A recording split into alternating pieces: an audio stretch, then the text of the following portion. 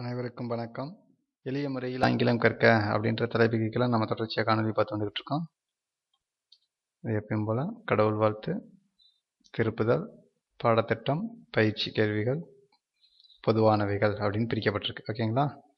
கடவுள் வாழ்த்து. திருவாசகம் சிவபுராணம்.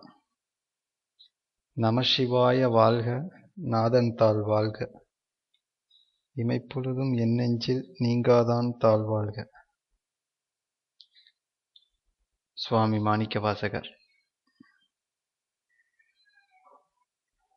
திருப்புதல். இப்போ என்ன பார்த்து வந்துக்கிட்டு இருக்கோம்? டென்சஸில் ஃபியூச்சர் கண்டினியூஸ் டென்ஸ் பார்த்து வந்துக்கிட்டு இருக்கோம். தொடர் எதிர்காலம். அது ஒரு செயல் எதிர்காலத்தில் தொடர்ச்சியாக நடந்துக்கிட்டு இருக்க போகுது அப்படின்றப்ப நம்ம அதை யூஸ் பண்ணுவோம் இல்லைங்களா? எக்ஸாம்பிளாக நம்ம பார்த்துருக்கோம். நாளைக்கு நம்ம ஒரு 10 மணிக்கு பைக்கில் போய்கிட்டு இருப்பேன் அப்படின்னு சொல்லும்போது சொல்கிறது, பஸ்ஸில் போய்கிட்டு இருப்பேன், நாளைக்கு நான் அந்த ட்ரெயினில் போய்கிட்டு இருப்பேன் அப்படின்னு சொல்கிறது எல்லாமே இதில் வரும். இந்த மாதிரி தொடர் எதிர்காலத்தில் வந்துடும்.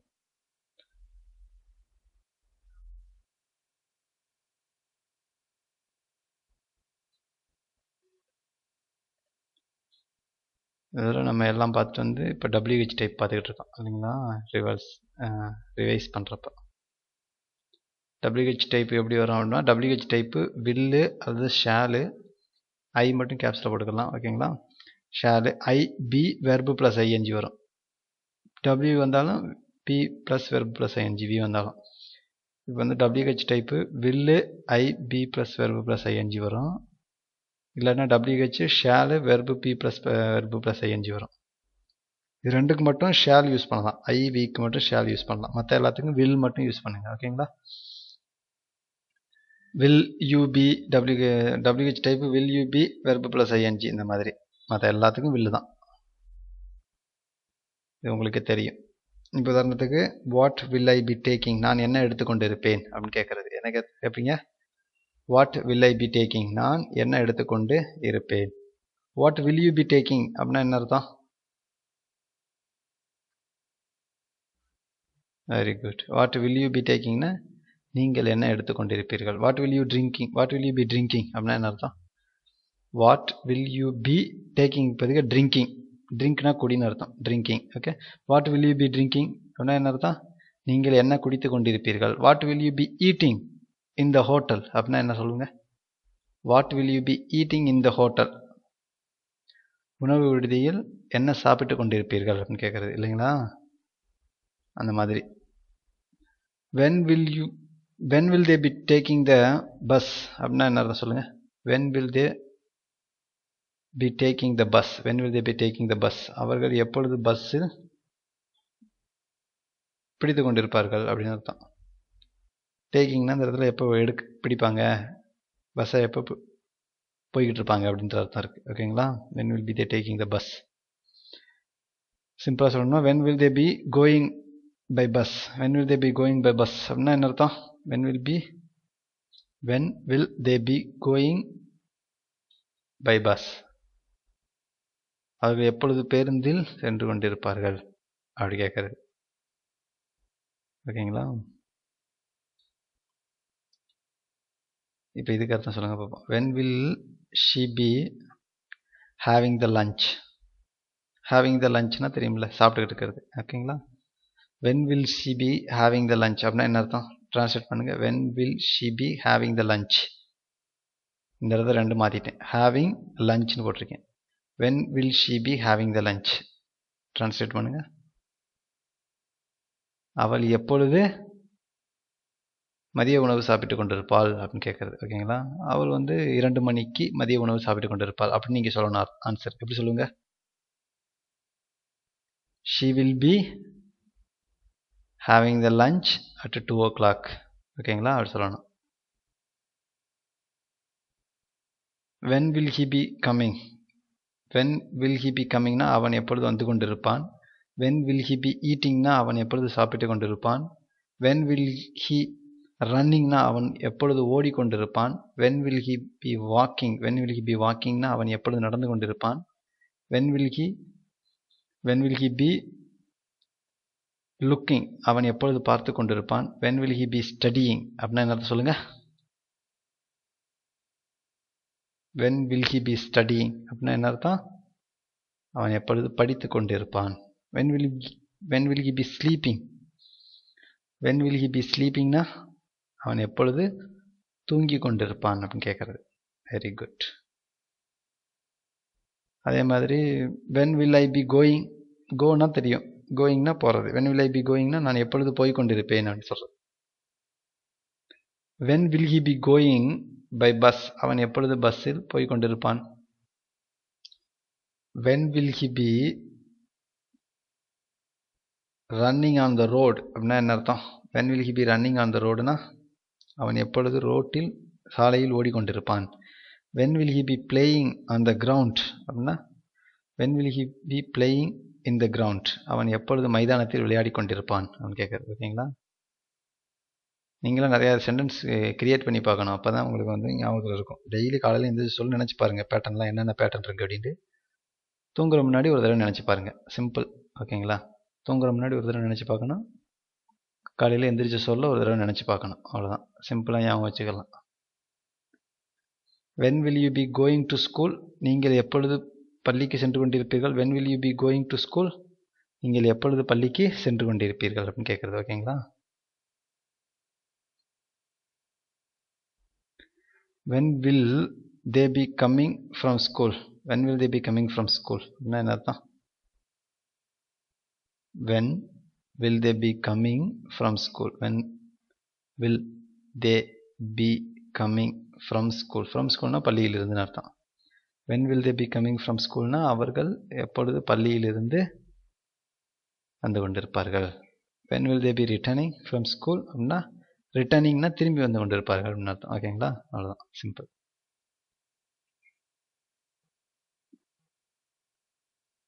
இந்த இதுக்கு அர்த்தம் சொல்லுங்க பார்ப்போம். when will Raja be sitting on the table? when will Raja be sitting on the table அப்படின்னா என்ன அர்த்தம் சொல்லுங்க. when will Raja be sitting on the table? when will Raja be sitting on the tableனா என்ன அர்த்தம்? ராஜா எப்பொழுது மேஜையில் உட்கார்ந்து கொண்டிருப்பான். when will Raja be sitting on the table? ராஜா எப்பொழுது மேஜையில் உட்கார்ந்து கொண்டிருப்பான் அப்படின்னு அர்த்தம். ஓகேங்களா?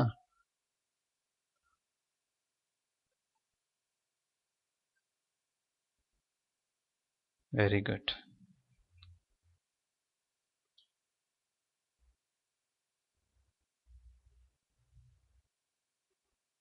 நான் எப்பொழுது காலையில் நாற்காலி மீது உட்கார்ந்து கொண்டிருப்பேன்.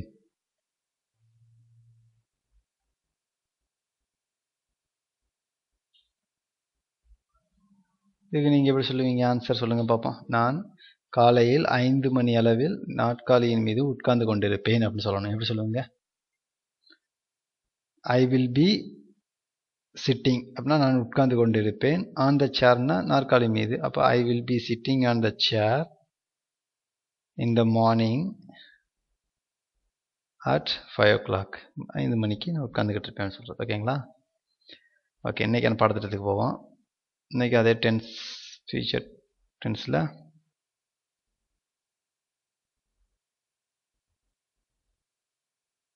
இன்றைக்கி பார்க்க போகிறது டேக் கொஸ்டின். என்ன கொஸ்டின்?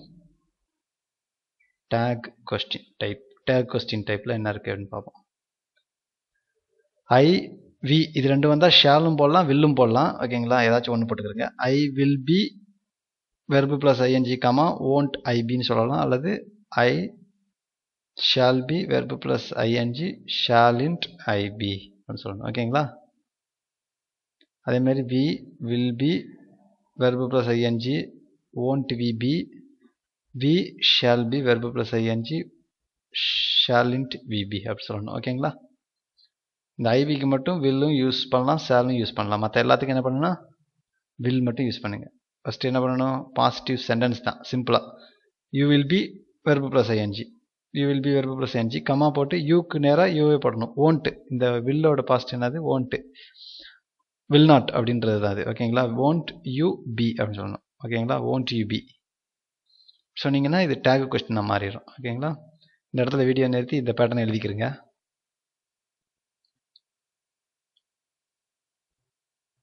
எழுதிட்டீங்க நம்புகிறோம்.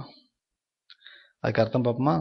ஐ வில் பி டேக்கிங். டேக்னா எடுன்னு அர்த்தம். ஐ வில் பி டேக்கிங்னா நான் எடுத்துக்கொண்டிருப்பேன். ஓன்ட் ஐ பி நான் எடுத்துக்கொண்டிருப்பேன் அல்லவா அப்படி கேட்குறது. ஐ will be taking won't I be நான் எடுத்துக்கொண்டிருப்பேன் அல்லவா. we will be taking won't we be. இந்த டேக் கொஸ்டினுக்கு ஆன்சர் சொல்கிறது எப்படி இருக்கணும்னா என்ன ரியலோ அதை சொன்னால் போதும். அவங்க எப்படினாலும் கேட்டு போகிறாங்க. அவங்க நெகட்டிவை முதல்ல வச்சு கேட்குறாங்க, பாசிட்டிவை முதல்ல வச்சு கேட்குறாங்க, அது மேட்டரே கிடையாது. ஓகேங்களா. என்ன ரியலோ அதை ஆன்சராக சொல்லுங்கள், அவ்வளோதான். ஓகேங்களா. அவங்க கேட்குறது வந்து இப்போ பேட்டர்ன் வந்து இப்படி கேட்குறாங்க. I will be seeing you on the Monday.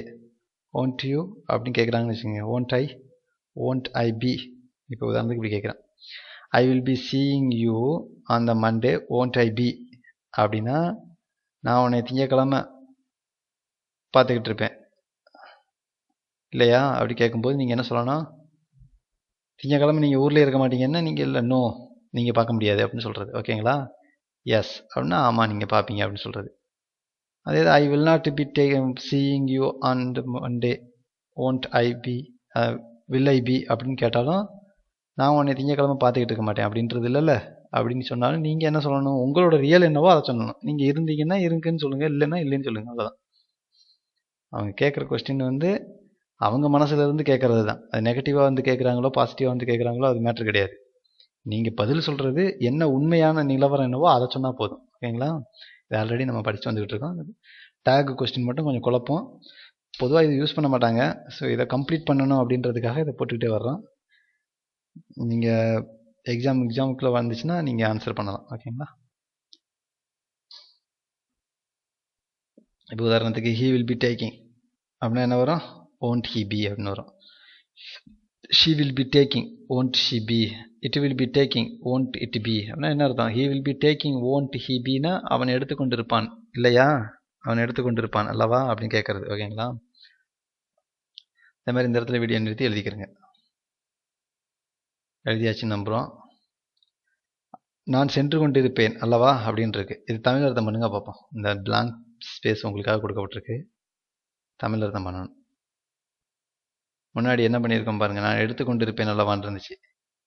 எடுத்துக்கொண்டிருப்பேன்னா டேக்கிங்கு. இப்போ அதை வச்சு நீங்கள் இதை மேப் பண்ணணும். நான் சென்று கொண்டிருப்பேன் அல்லவான்னு இருக்குது, கோயிங் இருக்குது, அவ்வளோதான். சிம்பிளாக ஃபார்ம் பண்ணுங்கள், ஆன்சர் வரும், செக் பண்ணி பார்க்கலாம். ஃபார்ம் பண்ணிட்டீங்க நம்புகிறோம். இதான் ஆன்சர், செக் பண்ணி பார்த்தீங்களா. ஐ will be going won't I be நான் சென்று கொண்டிருப்பேன் அல்லவா. we will be going won't we be நாங்கள் சென்று கொண்டிருப்போம் அல்லவா, இந்த மாதிரி சொல்கிறது. ஓகேங்களா. ஓகே, எல்லாம் கரெக்டாக எழுதிட்டீங்க நம்புகிறோம். அடுத்த பேஜ் போவோம். அதே மாதிரி இதுக்கு ஆன்சர் பண்ணுங்கள். நான் பள்ளிக்கு சென்று கொண்டிருப்பேன் அல்லவான் இருக்கு. சென்று கொண்டிருப்பேன் அல்லவா போன தடவை ஃபார்ம் பண்ணியாச்சு. அதாவது நான் சென்று கொண்டிருப்பேன் அல்லவா அப்படின்றதுக்கு ஃபார்ம் பண்ணியிருக்கீங்க. எக்ஸ்ட்ரா ஒரே ஒரு பெட்டு தான், என்னென்னா பள்ளிக்கு அப்படின்ற வார்த்தை இருக்குது. அப்படி கண்டுபிடிங்க பார்ப்போம். பள்ளிக்குனா டு ஸ்கூல்னு போடணும். ஓகேங்களா. ஒரு எக்ஸாம்பிளுக்கு ஒன்று சொல்கிறோம். ஐ வில் பி கோயிங் நான் சென்று கொண்டிருப்பேன், ஐ will be going to school அப்படின்னு போட்டு கமா won't I be அப்படின்னா நான் பள்ளிக்கு சென்று கொண்டிருப்பேன் அல்லவான்னு அர்த்தம். ஓகேங்களா. இப்போ நீங்கள் ட்ரான்ஸ்லேட் பண்ணுங்கள், இதுக்கு ஆன்சர் செக் பண்ணி பார்க்கலாம். ஓகே, இதுதான் ஆன்சர். கரெக்டாக எழுதிட்டீங்களான்னு பாருங்கள். அடுத்த பேஜ் போமா. அதே மாதிரி இதுக்கும் கண்டுபிடிங்க. பள்ளியிலிருந்துன்னு இருக்கு, ஃப்ரம் ஸ்கூல்.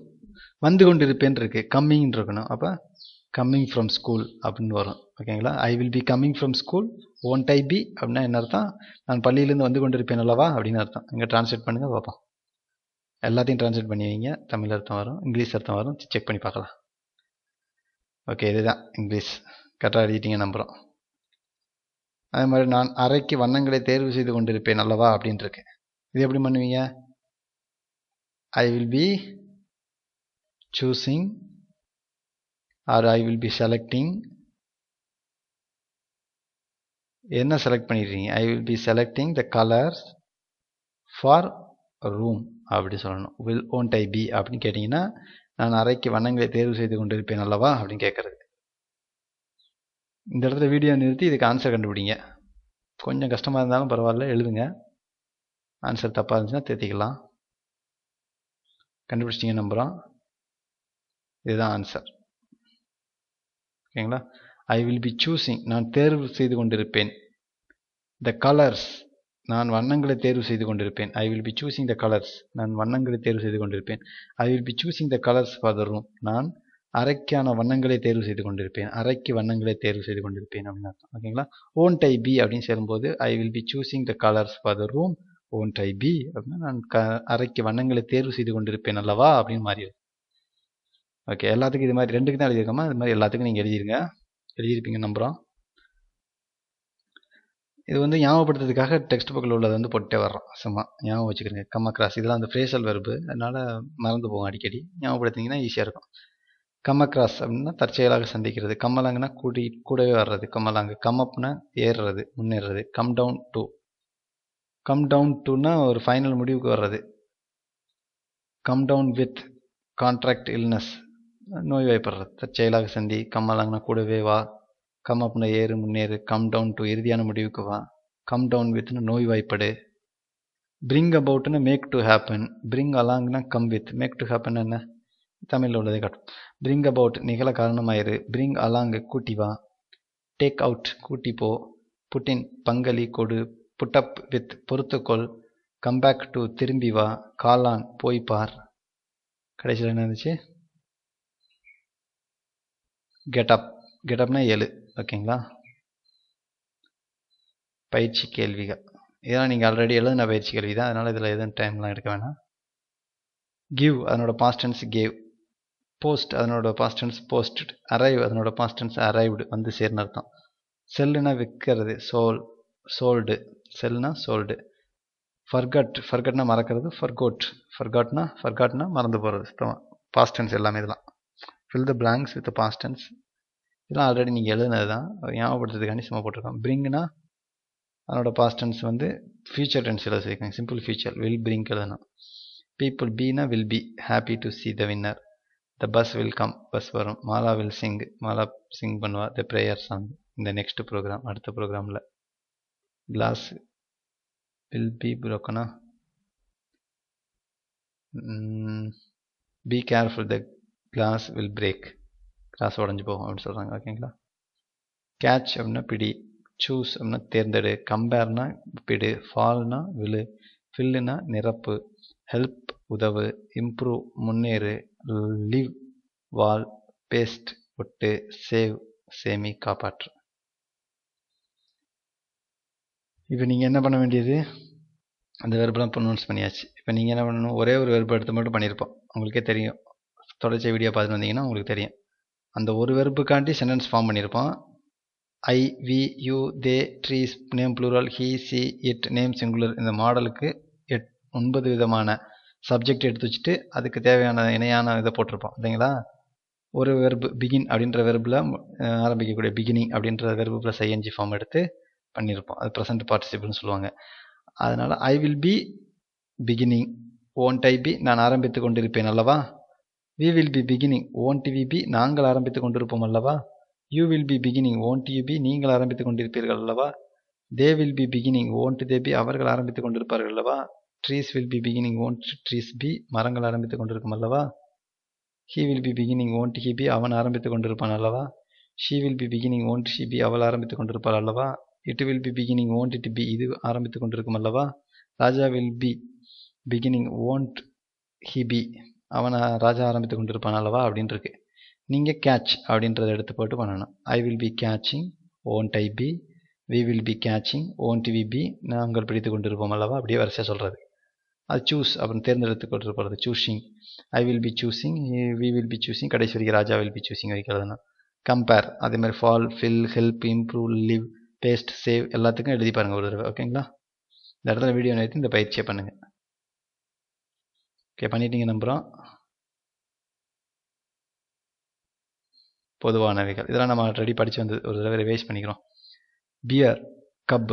பியர் வந்து கரடி, அதனோட குட்டிக்கு பேர் கப். சியூபி கப் அப்படின்னு சொல்லணும். ஓகேங்களா. கேட்டு பூனைன்னு சொல்கிறோம். பூனைக்குட்டின்னு சொல்கிறோம்ல தமிழில், அதுக்கு கிட்டன் இங்கிலீஷில் kitten, KITTN kitten. Okay. Chicken. சிக்கன்னா கோழி. சிக் அப்படின்னா கோழி குஞ்சு, சின்ன கோழி. கவுனா மாடு. காஃப். காஃப்னா கண்ணுக்குட்டி. கண்ணுக்குட்டின்னு சொல்கிறோம்ல கன்றுக்குட்டி, CALF காஃப். டியர். டியர்னா மானு. ஃபான். ஃபான்னா FAWN ஃபான். ஃபான்னா வந்து மான்குட்டி. டாக்னா நாய். பப்பினா நாய்க்குட்டி, நாய்க்குட்டி அப்படின்னு சொல்கிறோம். ஓகேங்களா. டக்கு வாத்து. டக்குன்னா என்னது வாத்து, ஆண் வாத்து. டக்லிங்னா அதே ஆண் வாத்துல உள்ள ஒரு சின்ன குஞ்சு. கூஸ் அப்படின்னா பெண் வாத்து, கூஸ்லிங் பெண் வாத்தோட அந்த இது சின்னது.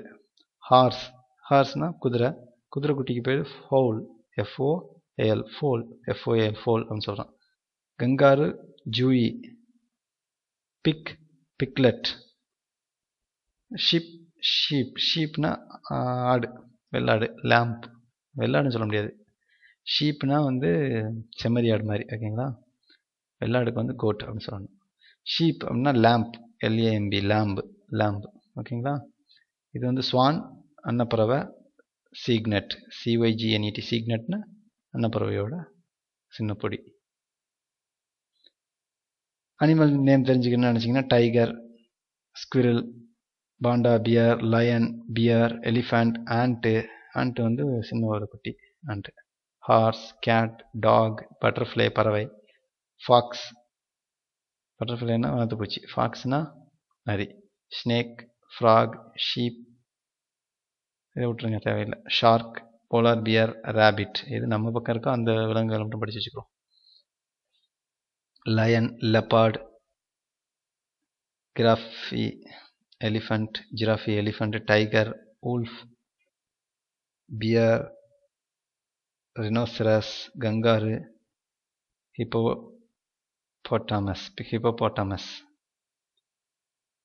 ஹிப்போபோட்டாமஸ், ஓகேங்களா.